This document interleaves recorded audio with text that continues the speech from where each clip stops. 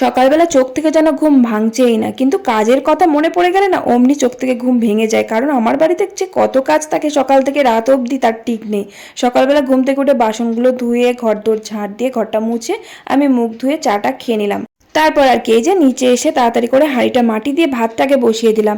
গরম পড়ে গেলেও আমাদের বাড়িতে বাঁধাকপি রান্নাটা বন্ধ হবে না, তাই বাঁধাকপিটাও রান্না হবে। আর এটা কি বলতো, পটলের পাতা। পটলের পাতা খেতে কিন্তু খুব ভালো লাগে। পটলের পাতাগুলো ভাবছি আজকে বেগুন দিয়ে ভাজা করব। আর ডাঁটা তো এখন ডেলি হবে, কারণ আমাদের গাছের ডাঁটা।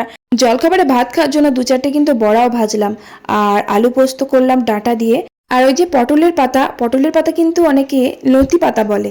পটলের পাতাগুলো বেগুন দিয়ে ভাজা করলাম। পটল পাতার কিন্তু বড়া বেটেও খাওয়া যায়, ভালো লাগে খেতে। আবার বেগুন দিয়েও ভাজা ভালো লাগে, বেগুন দিয়ে ভাজাটা আমার বেশি ভালো লাগে। আর ওই যে মাছের মুড়ো দিয়ে বাঁধাকপিটা রান্না করলাম। আর ডাল তো আমাদের বাড়িতে রোজই হয়। রান্না বান্না সেরে জামা কাপড় ছিল কয়েকটা, কাচাকুচি করে চান টান করে খেতে বসলাম। আর ভালো লাগলে একটা লাইক করে টাটা।